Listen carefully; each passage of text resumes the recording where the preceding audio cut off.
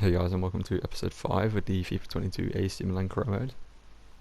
As you can see, at the start of this episode we faced Torino. You are in good form. In the previous game they beat Hellas Verona 1-0.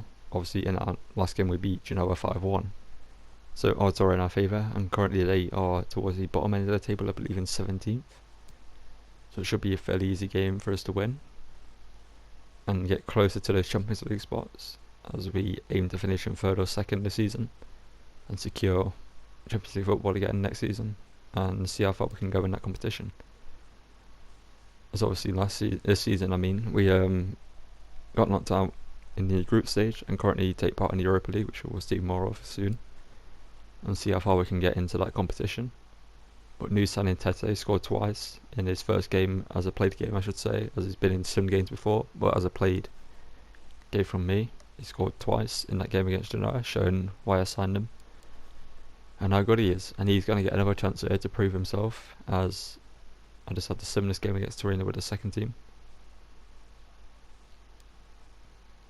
Yeah, as you can see that now we're in 17th, we're in 4th. We have a quick look, I believe, at the top scorers. We don't have anyone up there, but I believe we have Ante Rebic and Leao further down. In the assists, we will have Brahim Diaz up there in terms of assisting quite a lot, in 3rd place. In clean sheets, Marc Magnon isn't up there at the moment, but hopefully he will be next season as we get better defensively. And yeah, we're coming to this game up against Torino, which we sim with the second team, and we managed to pick up I said that way too early, as I've not pressed sim yet. I was debating playing this, that's why. Yeah, but I'll sim it here. And we get a 2-1 win with Tete scoring and Pellegrini scoring for us. So 2 young talents getting our goals. But yeah, we're going to a game here in the San Siro, as you can see, up against, we'll find out in a second, I can't quite remember, up against Juventus in the Coppa Italia semi-finals.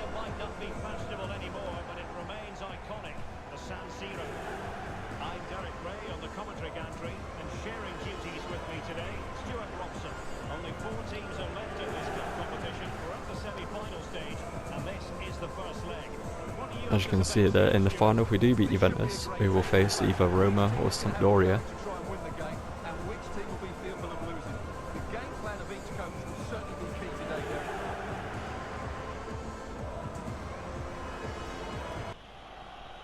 Early on here, Juventus put us under pressure with Ramsey and Morata linking up well.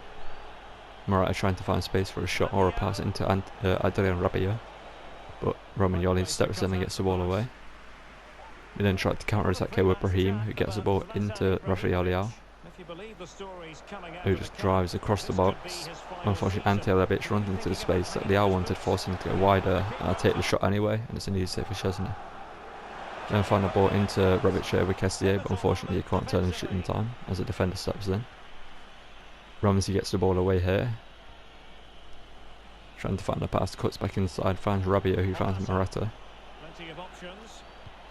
Tomori steps in, can't get the ball. Calabria then tries to stop Bernardeschi. The ball is cut in, and we're just about stepping in time to get the ball away, but we cause a sort of problems there. But luckily, Marc Magnon comes out and collects it.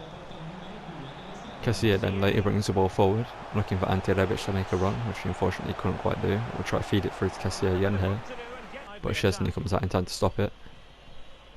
Federico Chiesa here makes a run down this right hand side up against Teo Hernandez, and keeps going down the right hand side, waiting for a run into the box from the likes of Morata. Cuts back, tries to get round Teo Hernandez and succeeds, but luckily we get the ball away. But a few minutes later they come forward again, and the ball over to Chiesa was easily intercepted by Teo Hernandez. We then tried to counter ourselves here with the same type of pass into Rafael Leao. He whips the ball back stick to Salamakers. Szczesny makes a great save. And we get another opportunity where Leao he shoots, and Szczesny again saves the shot and forces it wide for a corner. From the corner, Brahim whips it in, looking for the head of Romagnoli, whose header is cleared away. The ball comes over here to Salamakers on the edge of the box, who shoots, and finds the back of the net with an absolute brilliant strike. And it continues to improve and show why I give him the opportunities he gets, because this guy is so underrated as a player, and he's got incredible talent, as you can see here. He sets himself for the shot, right footed strike from range across goal. Maybe Szczesny could have gone better here, as you'll see. Maybe he could have saved that, but you never know. But it's a great strike nonetheless. And Alexis Saelemaekers puts his 1-0 up here in the Coppa Italia semi-finals. Juventus then tried to counter, well not counter, tried to get a goal back here with Chiesa coming straight from kick-off. But luckily Romagnoli steps in but gives away a corner in the process. Chiesa then takes that corner. That's for the head of Rabiot or Joe Gomez, but the ball is cleared away. But not far enough as it forced Rabiot again. But he managed to step in and get the ball away, and Calabria here can then run down the wing, look for the run of Leao on this left hand side, but can't find it. And the fourth official confirming that we'll have 1 additional minute. And Ramsey. Juventus late on put us under pressure by Locatelli coming forward, and then force him wide to stop him from being able to create an opportunity. But he finds Chiesa, who tries to cut him back, and then just clear the ball away, and we're going half time on the up. So the whistle then, we're at the halfway stage in this match. We certainly have got to give this man high marks for his work up to this point. As you can see here, straight from kick-off, Bernardeschi drives down the wing, trying to get past Calabria. His pass almost puts us under pressure. We try to play the ball out here with Brahim, who gets caught, I should say, on the ball. And they bring the ball forward him with Aaron Ramsey being the focal point of the attack. But Davide Calabria steps in again, and we manage to get the ball away into Tonali. In the run here, as you see, from Saelemaekers. They managed to find it. And he managed to fire a strike, which he needs to set from Szczesny in the end, as he tries to power it past him at the near post. Szczesny makes a mistake there though, and Rebic intercepts the ball, and Leao fires a strike into the top corner. And yet again, another mistake from Szczesny in this game against us. As you'll remember, last time we faced him, I managed to chip him twice. In what was a very strange game, considering I've not scored a chip goal since, I don't believe. As you'll see here, just a strike across goal with power. Maybe Joe Gomez should have done better, maybe put him under more pressure. But Szczesny does get a touch I should say. And the ball ends up going into the top corner rather than the middle side of the goal. Juventus still try here though with 54 minutes played. I managed to fire a strike into the middle, and Bernardeschi managed to fire a strike past Matt Magnon with power and get them back into the game.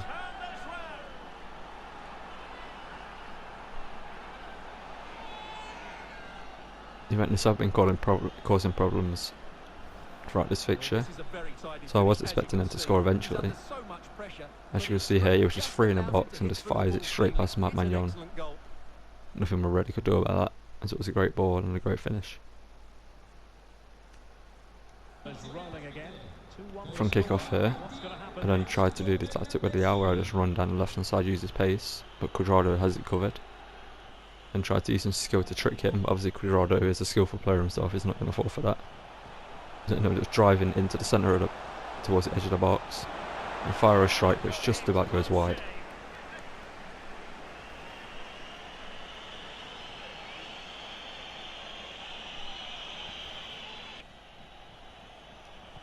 You can see here Juventus come forward again with some quick passing. Dybala now on the pitch, yet again making a substitute appearance against us.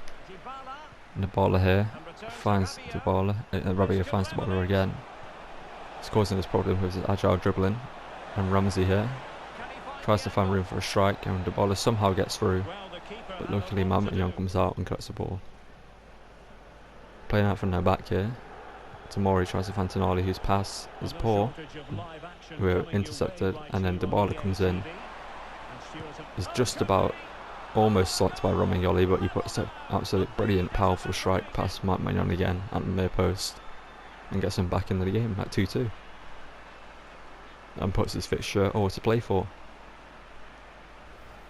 Well, as the replay shows us, this is the way As you can see here, he just spins to Mori, does well under pressure, gets it onto his left foot and just fires it past Matt Magnoni, who's coming out to collect the ball and narrow the angle. But there's just enough room there for Dybala to find the corner of the net.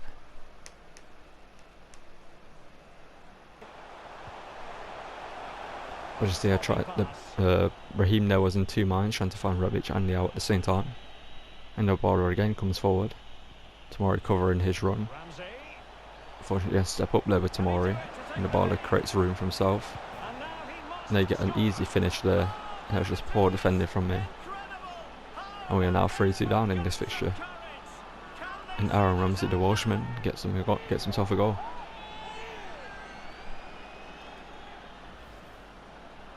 Well, let's take another look. Yeah, he won't get an easier finish than that. The defending was all over the place, though. As you can see here, late in the 81st minute here, bring the ball forward to Kessier, playing it back to Theo Hernandez to Tonali. He just waits patiently here, waiting for an opportunity to find a pass. He finds Salamakers, who does well to get past the defender and fire a strike. That's a good save from Chesney. In the 88th minute here, Juventus come forward and Theo Hernandez steps up well to intercept the ball. And at this point it was just everything to play for. He needed to get another goal to get his level. And Theo Rebic managed to do so with some great dribbling and a great strike. And puts us back on level terms in the 90th minute.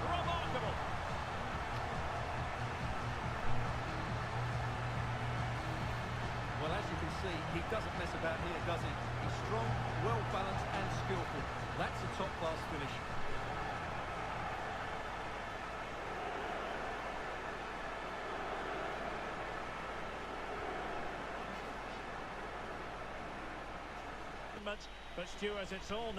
As you can see, that is the end of the game. And obviously we have the second leg of this fixture. So it is all to play for, which is actually, I guess, better than us convincingly winning this game that we were at one point. And we're going to another simulated game up against Telly Rente here with the second team.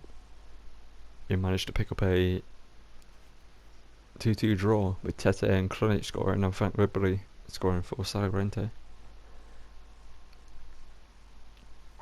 And come here to a sim game up against Royal Antwerp in the Europa League. I decided to sim this game as they just on competitive side, and we could easily beat. And as you can see there in the simulation, we do so 2-0. Again, we have another game, not a sim here, up against Bergamo Calcio, also known as Atalanta. We get a 1-1 draw, I should say, over the Marianovsky scoring for them. In a return leg here up against Antwerp. We simulate it again here and end up losing, but luckily we got a goal in the fixture which saw us go 3-3 to an aggregate.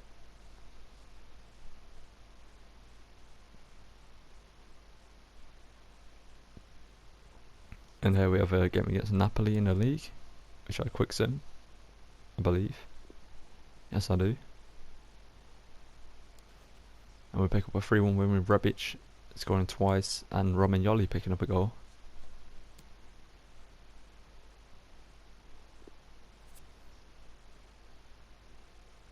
I can see here we find an incredible talent in the youth academy. Alessandro Osana, 17 years old, between 57 and 77 overall, with 94 potential. And he valued at 2.2, I believe it was. As you can see here, he is a centre mid. And I train him to be better, I believe, at his attacking work rate, to improve his passing and his going forward ability. Just make him a more overall player in midfield. It's either that or his weak foot, actually. Yeah, I'll work on his weak foot first.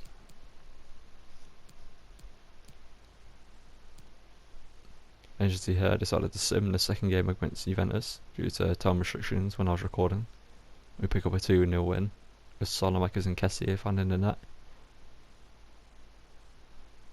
sending us through to the final of the Coppa d'Italia, a competition that I do want to win this season, as I believe we can do so. As you see, we get another offer for Calabria, who's in amazing form, from Benfica, which we reject. And here we have a visual sim game up against Inter here. I did want to have this in this episode, and that's why I decided to visual sim it, because I didn't have time to actually play the game all the way through. So I decided I want it in the episode, so I'll just visual sim it, get the game in the episode, and end it, and have it be the final game of the episode. As you see early on, we come forward, playing the ball around in the midfield, and get into the edge of their box, and then cut it back to the edge of the box again, trying to find a pass through, but the shot is saved. As the Inter come forward and fire a strike, but Marc Magnon saves Martinez's strike, and from the corner Marc Magnon comes out and collects it easily. Inter here put us under pressure with a quick 1-2, and some great play trying to get it down the wing, but Sandro Tonali steps in and gets the ball away, and we then can counter ourselves with Rebic and Brahim here linking up well. Ante Rebic gets in the box, squares it across. No, Brahim gets it across just there and squares it to Ante Rebic, who puts us ahead. As you can see here, Inter in the second half come forward and find a shot, and they do a level again with Arturo Vidal finding the back of the net. So the ball is rolling again at 1-1. From kick-off, we try go again, try find a second goal instantly, but unfortunately the pass was intercepted. In the 84th minute here, we stop them from attacking and we go forward here. I decided to step in due to the how long's left of the game. Unfortunately, Ante Rebic gets caught on the ball here, and I was like, I cannot concede now, I need to actually defend well. So I was very focused during this defensive play, covering all passing lanes, as you can see, other than that one unfortunately. And they hit the post, and just about we almost get the ball away, I should say, but Calabria does well to stop, to make amends. And yet again he makes another mistake getting the ball away, but again covers for his mistake. Inter in the 90th minute bring the ball forward, and Sanchez pulls off a roulette in the box trying to find some space and spin the defender, but Romagnoli steps in and just gets the ball away, trying to maybe get a last minute attack. Unfortunately the whistle blows and it's a 1-1 draw in the Derby di Maradona. Well, it was excellent entertainment. We saw good quality football played at a high intensity. And you see at the end of the episode we finish in 5th place, for 4 points behind Juventus in 3rd, in 4th I should say. And we have, due to that draw, we have obviously in this episode we beat Napoli, so they are no longer first, and Inter come first now. We've opened up those Champions League spaces, made it more of a competition, and we've shown that we are a real threat to those teams in 3rd and 2nd and even 1st, due to holding them in the fixture, getting them a draw, keeping it as they would have gotten a few points clear. They would have gotten 5 points clear of Roma. Obviously now they're only 2 points clear. And yeah, in the next episode, as you can see, we face Cagliari at the start, a team that aren't really a threat, but yeah, it's the end of the episode here, so I'll say my outro, and yeah, thank you for watching. Check the description below for the socials, don't forget to like and subscribe. And yeah, thank you for watching, and goodbye, and I'll see you in the next episode, in which we fight for Champions League more Champions League spaces. Goodbye.